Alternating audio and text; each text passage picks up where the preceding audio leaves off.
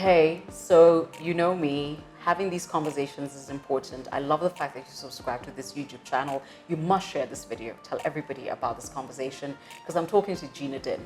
Not a person, not just a business, but a standard in communications and relationships.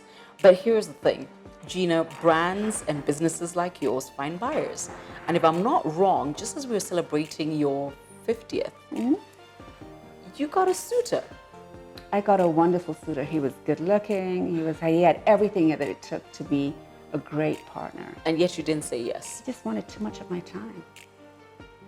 Come on. Yeah, that's exactly what it was. That's what it boiled down to. It's like, you know, I think that's the thing. If you're gonna sell a brand, you know, you better be going into a partnership that works for you, because that's the brand you've built over a period of time. I think it would have been foolhardy of me to go into something that I wasn't quite sure that I could take to the logical conclusion that needed to be taken to. So yes, I've had, and they're not the only one, I've had a number of people that have come knocking. And so far I've said no. The only reason I'm going there is that a lot of people build businesses with the idea of being bought or being bought out. Yet here you are, they've come knocking and you've said, nah. I think the important thing is that it's got to be what is fulfilling for you as a person in your particular journey. So it's not just about the money, because the money is great. Yes. You know, whatever they offer is incredible money. But it's also about, what does that mean for you as a person? What does it mean for your own freedom? Because there's no price that you can put on freedom. There's no value to that. There's no price tag to being able to say, I want to get up and go. I want to go because NBA have a game in Toronto and I want to go watch that. And I am going to go watch that. Okay.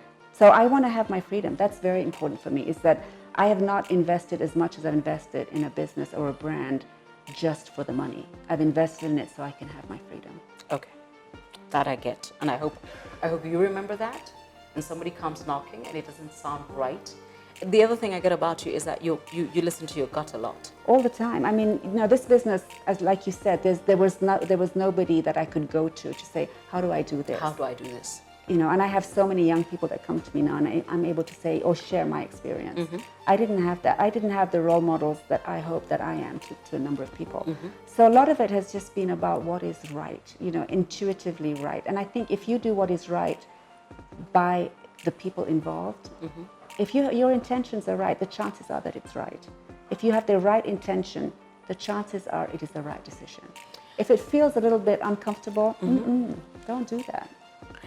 You know, when you had the celebration where we all got the Maasai talking sticks. Yes. And you and I were having, I think, too many giggles. It must have been the bubbly.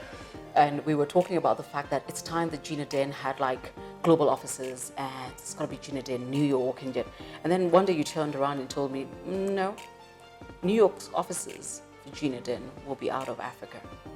Absolutely. I think so. You know, in my entrepreneur journey, 5 years ago, I suddenly was doing Africa. I had never done Africa. I'd done the US, I'd done Europe, but I had not done Africa.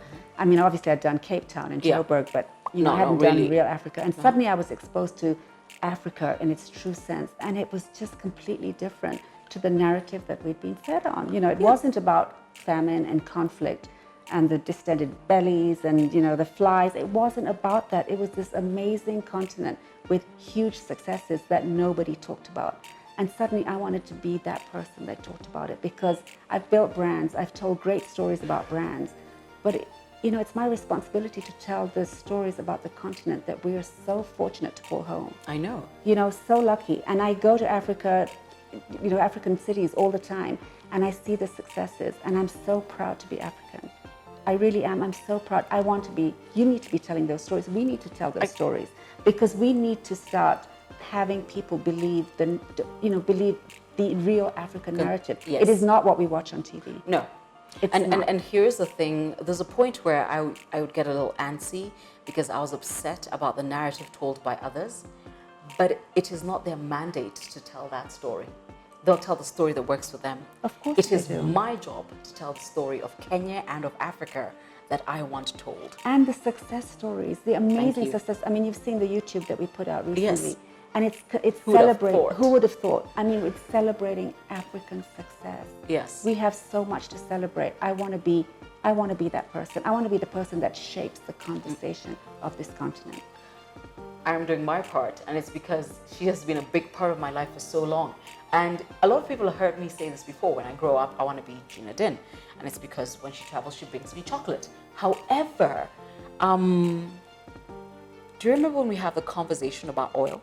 And you told me that you're sitting on the board of an oil company. I was like, but she's Gina, she's a girl. How does that work? And she says, I'm reading on seismic exploration and blocks. And I'm like, Yeah. how did that happen? Well, I think, this is about the journey of constantly reinventing yourself. I get that. I don't think you can be an entrepreneur or you can be self-employed. Yes. And I think there's a big difference There's in a that. very big People call difference. themselves entrepreneurs when actually they're self-employed, and that is fine. That's okay. But I really am an entrepreneur. I've done lots of things. I've done developments of housings. I've done all sorts of things. So oil was another part of my journey. Yes.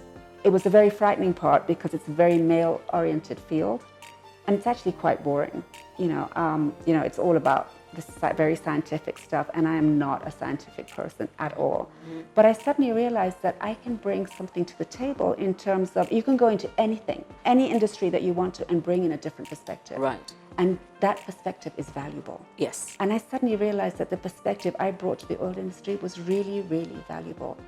And that's when I realized that if we don't continue to reinvent who we are, it can be oil, it can be anything, but your perspective is probably a very important part of the conversation that they're having. It's the conversation they're not having.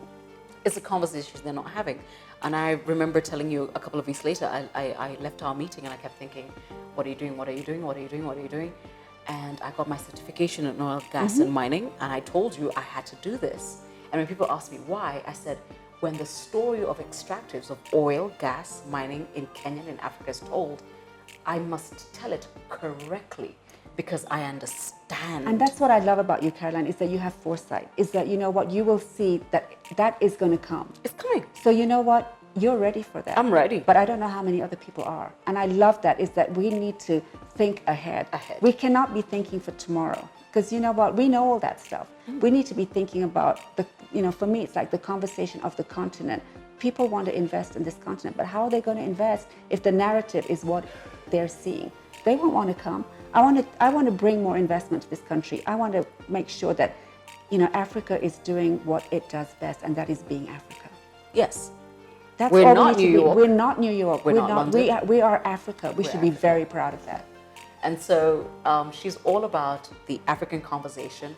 And I figured when we were talking about this years ago that when you hear something and you've heard the truth, that was my truth. So if you're ever wondering, why is she doing that YouTube thing?